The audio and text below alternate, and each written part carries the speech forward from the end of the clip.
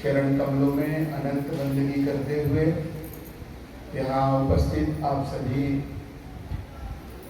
परमात्मा के नेमी प्रेमी भक्तों को मेरी सप्रेम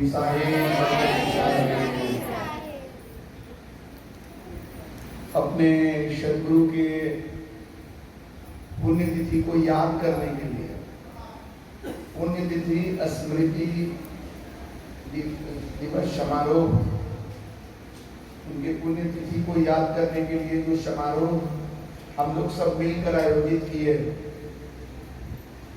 ये 2 दिवसीय समारोह की अभूतपूर्व सफलता के लिए हम यहाँ उपस्थित आप सभी को दिल से साहेब बंदगी करते हैं, दिल से धन्यवाद देते हैं आप लोगों को।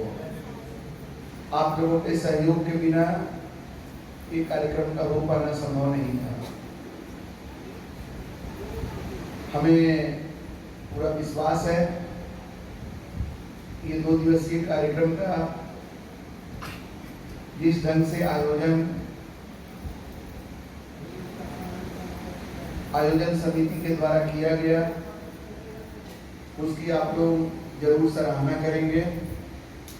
एक कार्यक्रम का एक सत्र के दौरान अलग अलग जो एक्टिविटी क्रियाकलाप किया गया, जो अलग अलग तरीका भक्ति को मजबूत करने के लिए, भक्ति को आगे बढ़ाने के लिए अपनाया गया, आप जरूर स्वीकार करेंगे कि वो तरीका कारगर रहा है। खास करके आत्मचिंतन और नाम सुमिरन का एक सत्र हम लोग कल रखे थे। महापुरुषों के पुण्यतिथि को आप कैसे मना सकते हैं? ढोल नगाड़ा बजा के तो नहीं ना मनाएंगे।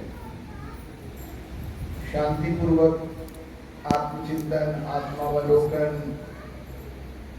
परमात्मा का नाम सुमिरन, भजन, सात्विक भोजन, उनको याद करना, उनके जीवन कृत्यों से जुड़े हुए पन्नों को थोड़ा पलट लेना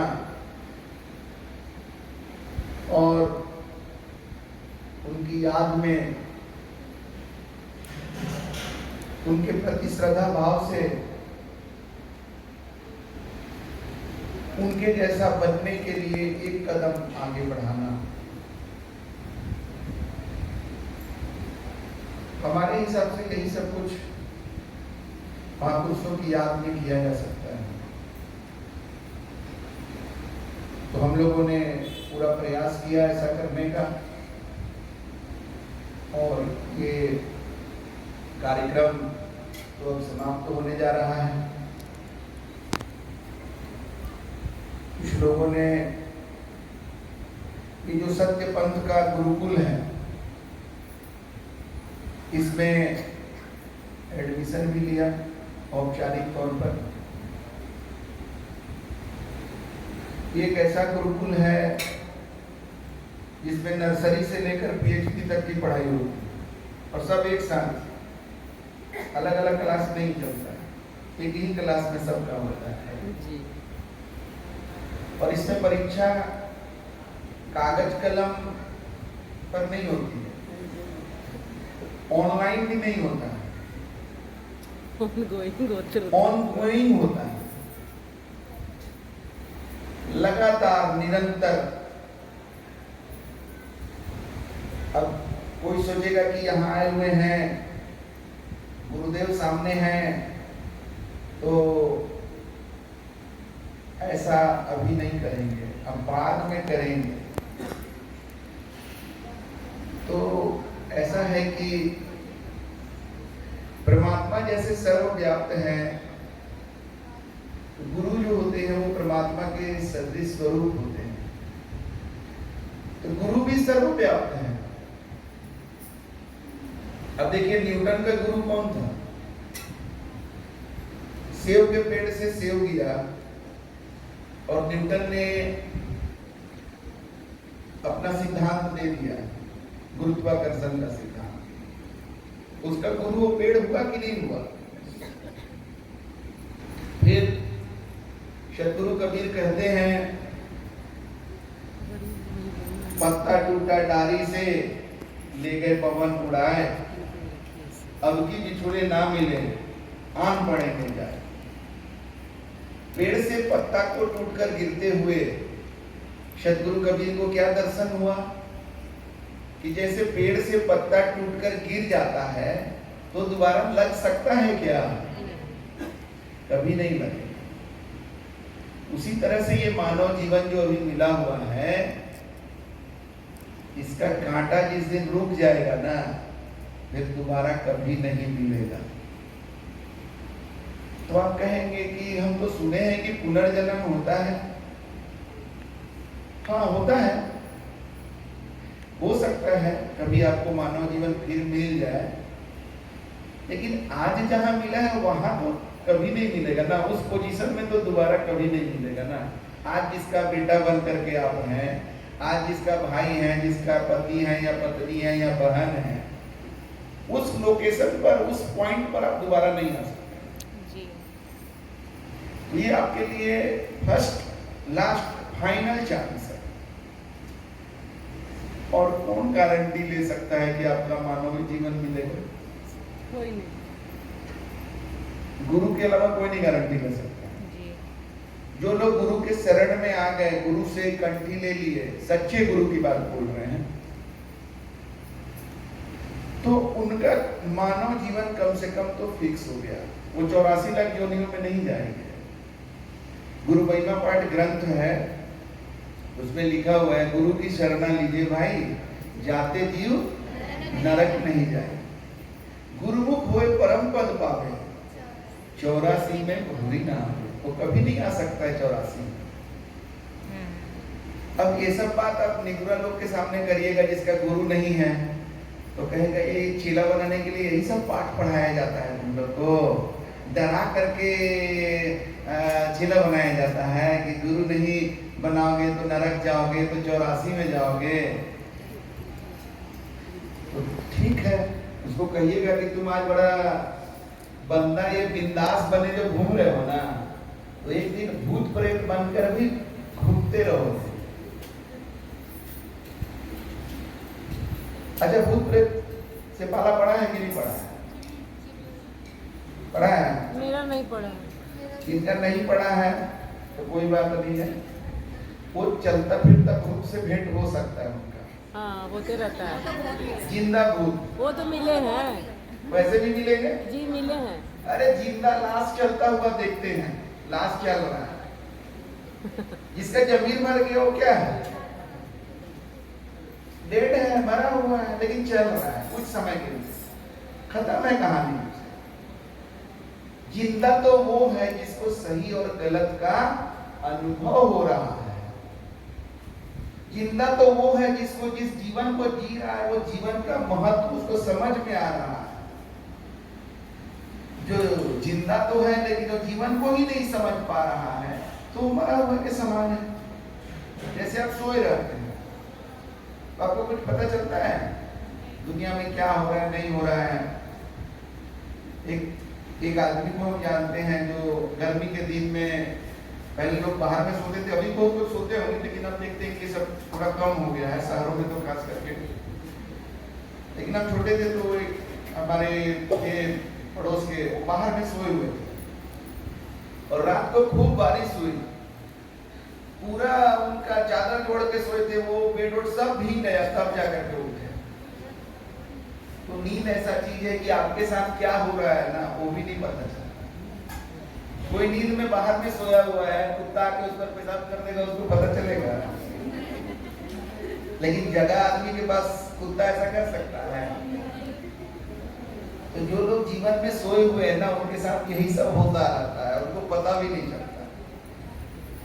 तो गुरु जब हमारे जीवन में आते हैं ना, तो हमें झकझोरते हैं, हमें जगाते हैं कि क्या जीवन जिए चला जा रहा है। तुमको कुछ अता पता चल रहा है कि तुम किधर जा रहे हो, किधर नहीं जा रहे हो, जिधर जा रहे हो आगे कहाँ गिरोगे जाकर के, उसका कुछ पता है? तो गुरु के वाणी को जो दिल से ले लेता है तो ठहर जाता है।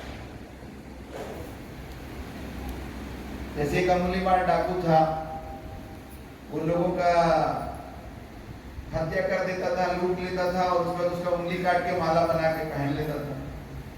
उसका नाम पड़ गया था अंगुलीमाल। बहुत उसका भय जो है व्याप्त था इलाके में। तो गौतम बुद्ध से लोग निवेदन किए कि आप कुछ इस डाकू का कर पाते तो बड़ा कृपा होता। तो गौतम बुद्ध उस इलाके में गए जहां अंगुलीमाल डाकू सक्रिय था। गए तो वो अचानक से अंगुलीमाल डाकू जो है उनको देखा और कहा ठहरो। तो गौतम बुद्ध रुक गए। तो जैसा वो लूटता हत्या करता था उस हिसाब से वो आगे बढ़ने लगा गौतम बुद्ध की तरफ। तो गौतम बुद्ध सिर्फ उसको बोले कि हम तो ठहर गए, तुम कब ठहरोगे? ऐसा उसको आज तक कोई नहीं बोला। ये बात अंगुलीमाल डाकू के दिल में लग गया और वो गौतम बुद्ध के सामने उनको मारने और लूटने के बजाय उनके सामने नतमस्तक हो गया और उसका नाम आता है गौतम बुद्ध के शिष्यों में अंगुलीमाल डाकू। तो ऐसे ही यहाँ बैठे हम लोग में से हम कह सकते हैं कि शायद हम गुरु के शरण में नहीं जाते तो डाकू लुटेरा बहुत कुछ हो सकते थे। क्योंकि तो कब आपका मन गड़बड़ लेगा आप कोई नया फॉर्मूला निकाल लीजिएगा कि नहीं जिंदगी का मतलब मेरे हिसाब से ये है। जैसे एक बहुत ही शरीफ आदमी का बेटा से हम इधर हाल में बात कर रहे थे तो बोला कि हम तो मांस मछली भी खाते हैं, ऑफिस में घूस भी लेते हैं, हमको कोई चीज का ये नहीं है सही गलत का, क्योंकि मेरे पिताजी बहुत ईमानदारी करके क्या कर लिए। तो हम चाहते हैं कि हम इतना गलती करें कि हमको कोई अफसोस नहीं हो। मेरे पिताजी को बहुत अफसोस हुआ होगा लास्ट में, तो बड़ा ईमानदारी से चल रहे थे, तो क्या कर लिए। अब देखिए एक शरीफ आदमी का बेटा एक नया फॉर्मूला निकाल लिया अपने पिताजी के शराफत से। वो शराफत नहीं सीख करके उल्टा गलती करना है और उस पर ध्यान नहीं देना है, ये चीज सीख लिया। ये खोपड़ी जो है ना इसमें इतना पूरा फात है ये मन के अंदर जो तरह तरह का फॉर्मूला निकालते रहता है। कब कौन फॉर्मूला में आपको ले जा करके गड्ढा में गिरा देगा ना आपको पता भी नहीं चलेगा, इतना फास्ट। और जीवन में गुरु रहते हैं तो हम कैसे करते हैं काम? मन के हिसाब से नहीं, गुरु के वाणी के हिसाब से। मन में कोई आइडिया आता है तो गुरु से पूछ लेते हैं। जैसे बिजली विभाग में हम जिस पद पर हैं उस कैडर का यूनियन का चुनाव होने वाला, तो हमको ऑफर किया गया कि आप चुनाव में खड़े हो जाइए, आपको अध्यक्ष पद के लिए हम लोग पूरा सपोर्ट करेंगे, फुल एंड फाइनल है कि आपका चुनाव हो जाएगा। तो थोड़ा मेरे अंदर भी लड्डू फूटने लगा, यूनियन के अध्यक्ष बन जाएंगे तो ये काम मेरा आसानी से हो जाएगा, वो काम हो जाएगा, थोड़ा अपना रुतबा बढ़ जाएगा। लेकिन मन में आया कि नहीं, एक बार गुरुदेव से पूछ लेते हैं। तो फिर हम गुरुदेव से फोन लगाकर पूछे कि गुरुदेव ऐसे ऐसे हमें मौका मिल रहा है तो क्या हम चुनाव में खड़े हो जाएं? तो गुरुदेव बहुत कस के हमको बोले कि एकदम नहीं खड़ा होना है तुमको चुनाव। हम सोचे भी नहीं थे कि ये इतना गलत बात हो सकता है। हम भी सब पक्का थे क्योंकि हम लगभग हाँ कर दिए थे, खाली फाइनल नहीं बोले थे।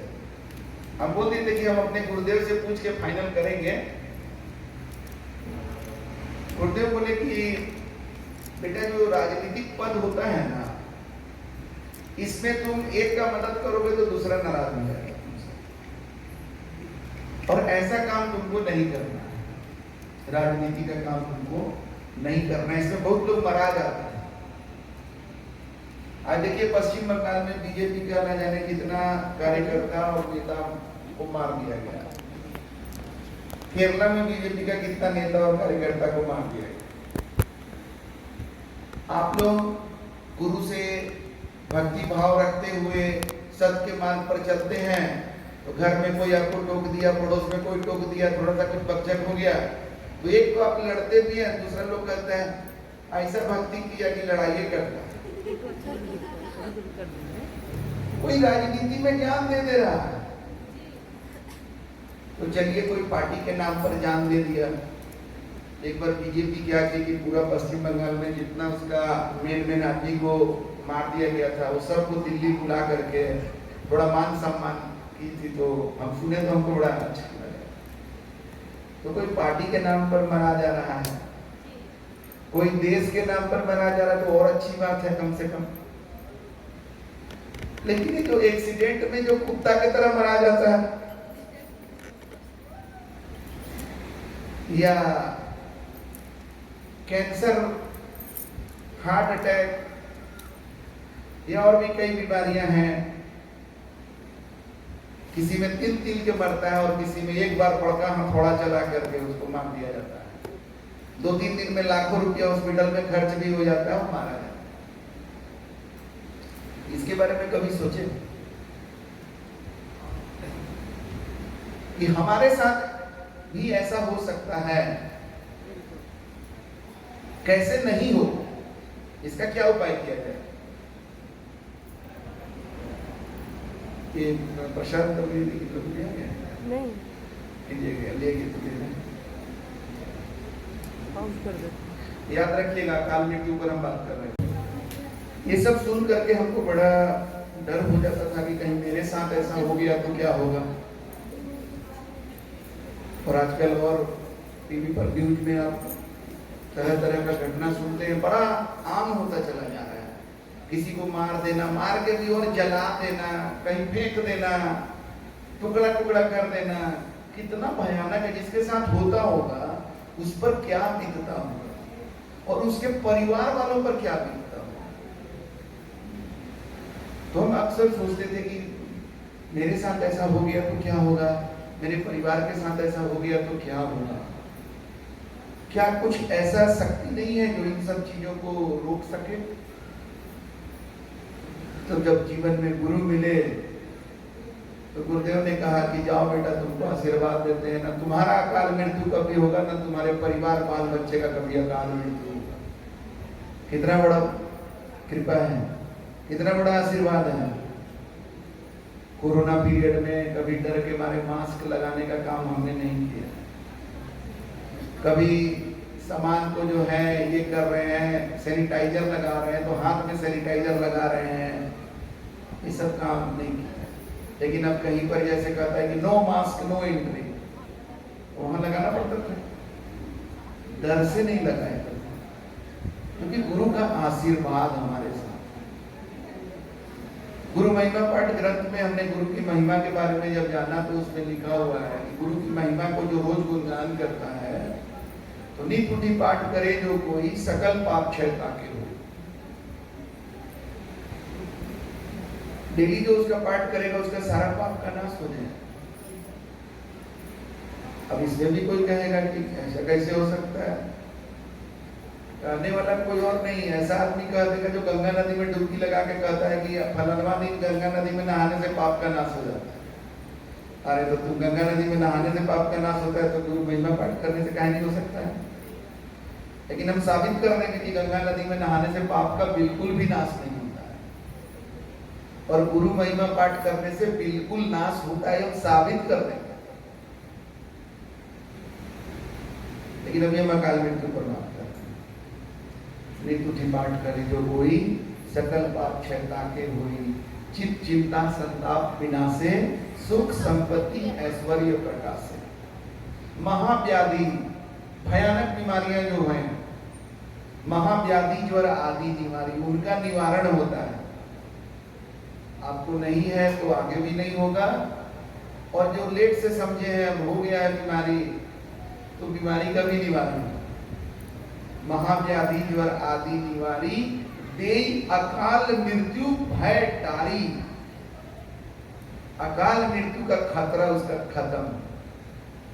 इतना शक्ति है गुरु की महिमा में।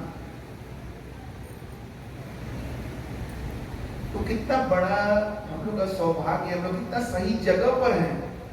आज हम लोग के जीवन में गुरु हैं, गुरु भक्ति है, हम गुरुमुख हैं, गुरु के वाणी के हिसाब से चलते हैं, तो निर्भय होकर के रहते हैं।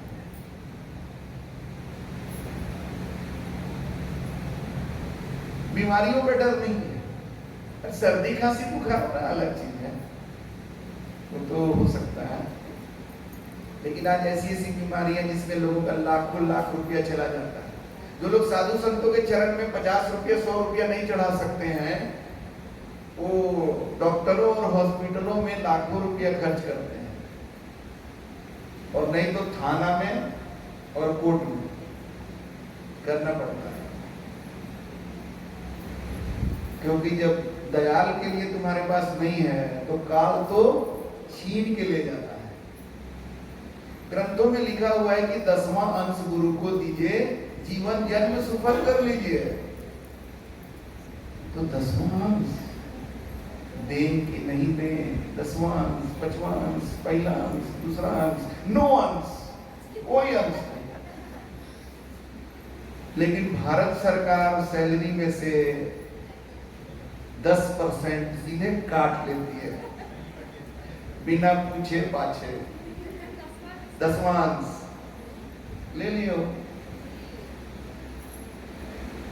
तो प्रेम वाला भाषा समझ में नहीं आएगा, तो वाला भाषा तो समझ में आएगा ना।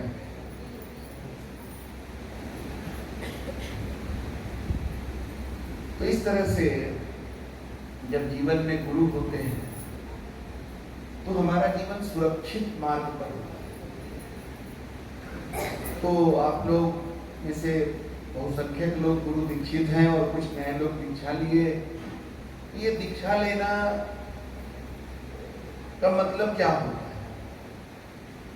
सबसे पहला मतलब होता है दीक्षा लेने का, अब हम साबित करने जा रहे हैं कि गुरु महिमा पाठ से कैसे पाप का नाश होता है, और गंगा नदी में डुबकी लगाने से पाप का नाश कैसे होता है। ये तो भाई गंगा नदी में डुबकी लगाने वाला जाने। गंगा नदी में डुबकी लगा लिया तो उसके बाद उसको कोई भयानक बीमारी नहीं होना चाहिए। इतने करोड़ों लोग नहाते हैं, किसी को भयानक बीमारी नहीं होना चाहिए, क्योंकि पाप का जब नाश हो गया तो फिर पाप का सजा क्यों मिलेगा। तो गुरु महिमा पाठ का कैसे आपके जीवन में डायरेक्ट प्रभाव है वो बताने हम जा रहे हैं। जब आप गुरु बनाने का निर्णय लेते हैं, इसका मतलब आप क्या कह रहे हैं, आपका भाव क्या है कि हम पर्याप्त नहीं हैं।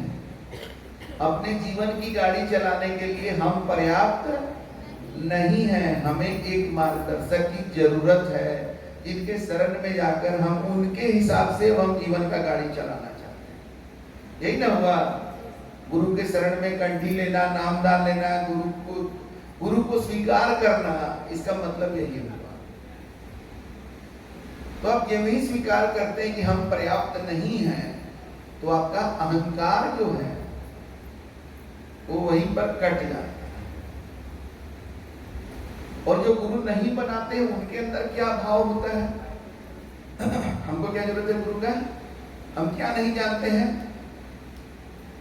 अब उनका सब कुछ जानते हैं, हम सब जानते हैं, सब पाखंड है, ये है, धंधा है, चीज है, दैट है।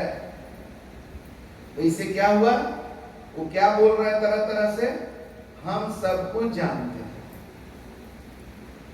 हमको किसी का ज्ञान का जरूरत नहीं है। सब कुछ जानते हो तो फिर तेरे जीवन में दुख नहीं होना चाहिए। ये लिटमस टेस्ट है आपके ज्ञान का, आपके गर्व का। आपका ज्ञान अगर सही है, आपकी पूजा सही है, आपकी भक्ति सही है, तो आपके जीवन में महान व्याधियां नहीं होंगी, अकाल मृत्यु नहीं होगा, कष्ट जो है, चिंता, दुख, कष्ट, ये सब आपके जीवन में नहीं होगा, गारंटेड। साधु संतों के जीवन में आप देखते हैं साधु संतों को कराहते हुए नहीं, कि साधु संत जो है हॉस्पिटल में जा करके लाखों रुपया खर्चा करा के मरते हुए देखे क्या साधु संत को? आपको कल हम बताए थे ना कहानी कि हमारे गुरुदेव बोल दिए थे कि हॉस्पिटल हमको मत ले जाना। सोचिए, फिर भी हम लोग कच्चा शिष्य जो हैं उनको हॉस्पिटल ले जाने का प्रयास, एडमिट कराने का प्रयास करते रहे, लेकिन उनके वाणी में कितनी शक्ति थी कि कोई हॉस्पिटल एडमिट लिया ही नहीं। तो साधु संतों का मृत्यु 15 दिन 20 दिन हॉस्पिटल में लाखों खर्च करके नहीं होता है। उनका मृत्यु भयानक बीमारियों से नहीं होता है, उनके जीवन में दर्द और कराहना ये सब नहीं होता है। गुरुदेव अंत तक हम लोग को इतना हंसाते रहे, इतना आनंदित करते, उनके साथ रहना, उनके पास रहना इतना गजब आनंद का बात रहता था कि क्या बताएं। बात बात में हंसाते थे, चुटकुला सुना करके नहीं। ये चुटकुला बहुत याद कर लेते थे चेला लोग को हंसाने के लिए, नहीं, वो सत्य बात बोलते ही थे ऐसे अंदाज में कि हंसते हंसते हम लोग लुटपुट हो जाते थे। उनको रोकना पड़ता था, इतना हम लोग आनंदित रहते थे। कई बार तो हम जो है वो भाजन भी बन गए हंसने के लिए, लेकिन अब क्या करें, हंसी आ जाती थी। तो कई बार हम लोग को गुस्साते थे तो इतना आनंद आता था। हम अपना बात बताएं तो हम कई बार जानबूझ करके कुछ ऐसा करते थे कि ये गुस्साएं और डांटे, बहुत मजा आता था। तो एक बार ऐसा ही जानबूझ करके हम किए, तो वो गुस्साए, लेकिन हमको नहीं डांटे, जयप्रकाश जी को डांटे। क्योंकि हम तो जान ही रहे थे कि इनको गुस्सा देने वाला काम कर रहे हैं। इनको पता नहीं था, ये बाहर खटिया पर आंगन में थे, सामने पड़ गए, बस वही डांट सुन लिए। लेकिन हम लोग को मजा बड़ा आया। लेकिन गुरुदेव जान गए थे कि ये भी शामिल है उसमें। अब अगला दिन हम लोग गुरुदेव से विदा होकर के जब आए, तब बीच रास्ते में थे, लगभग पटना के करीब में, तो गुरुदेव का फोन आया कि बेटा हम कल तुम लोग से नाराज होकर के हम आशीर्वाद नहीं दिए तुम लोग को ठीक से। हम लोग को पता भी नहीं चला। तो हमको स्वप्न आया कि नहीं, हमको ऐसा नहीं करना चाहिए। तो मेरा पूरा आशीर्वाद है, खूब आशीर्वाद दिए, कुछ हम भी रो दिए, कुछ वो भी रो दिए, ऐसा आशीर्वाद दिए। तो गुरु का सानिध्य एक अलग ही है, वो तो बड़ा सौभाग्य से मिलता है, संत जनों का सानिध्य।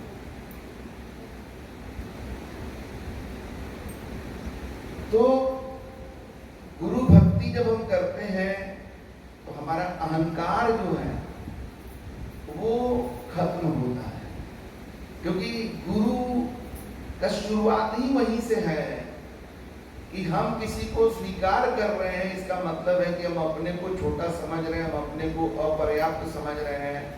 तो ये चीज, और अहंकार क्या कहता है कि मैं सब कुछ हूं। आप लोगों को आला पड़ता होगा, कोई रिक्शा भी चला रहा है, उससे भी थोड़ा टकरा के देखिए, तब आपको पता चलेगा कि कितना अहंकार है। अहंकार के लिए आपका बहुत बड़ा होना जरूरी नहीं है। मत सोचिएगा कि बहुत बड़ा आदमी जो होता है उसको अहंकार होता है। जैसे खाली जगह को भरने के लिए हवाएं चारों दिशा से उस जगह की तरफ गतिशील हो जाती हैं, वैसे जिस आदमी का जीवन जितना खाली होता है उसको भरने के लिए अहंकार चारों दिशाओं से उसके पास प्रगतिशील हो जाती है, गतिशील हो जाती है और भर देती है उसके जीवन को। तो जो जितना अहंकारी आदमी होगा उसको समझ जाएगा कि इसका जीवन उतना ही खाली है। अब रावण इतना बड़ा ताकत जमा कर लिया था, फिर भी उसका अहंकार क्यों भड़क गया? क्योंकि उसको सीता स्वयंवर में बुलाया नहीं गया, और बिना बुलाए आया तो शिव धनुष तोड़ने के लिए प्रवृत्त हो रहा था तो रोक दिया गया। ऐसा कारण हुआ।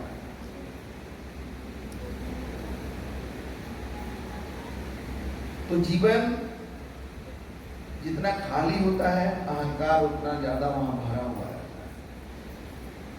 जब हम अपने जीवन के खालीपन को स्वीकार कर लेते हैं तो हम वहां पर अहंकार को भर के नहीं रह सकते। तब हम वहां पर कुछ सही चीज भरना चाहते हैं, सही ज्ञान और सही उपलब्धि भरना चाहते हैं, तभी हम गुरु के शरण में जाते हैं। और रामचरितमानस में तुलसीदास कहते हैं कि दया धर्म का मूल है और पाप मूल अभिमान। तुलसी दया न छाड़िए जब लग घट में प्राण। धर्म का मूल किसको बता रहे हैं? दया को। और आज इस बात पर लड़ाई चल रहा है कि धर्म का मूल सनातन धर्म है। अरे भाई, आप धर्म का नाम कुछ भी दे दीजिए, सनातन बोलिए या जो बोलना है बोलिए।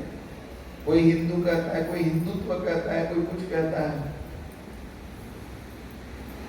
लेकिन अगर उसको धर्म स्वीकार कर लिया जाए, मान लिया जाए कि सनातन धर्म जो है बहुत अच्छा धर्म है, तो इस धर्म को स्वीकार करने वालों को क्या करना पड़ेगा, या ये करते क्या है जो इनको माना जाए कि ये सनातनी है? तो मेरे हिसाब से तो सनातन धर्म में ब्रह्मा विष्णु महेश का बहुत ऊंचा स्थान है। और वैष्णव जन तो ते मेरे कहिए जो पीर पराई जानी दे। इसका मतलब हुआ कि जो व्यक्ति मुर्गा को काट के खा रहा है वो कहां का सनातनी हो सकता है? नारा लगाने वाला हो सकता है, वो सनातन का नारा लगा सकता है।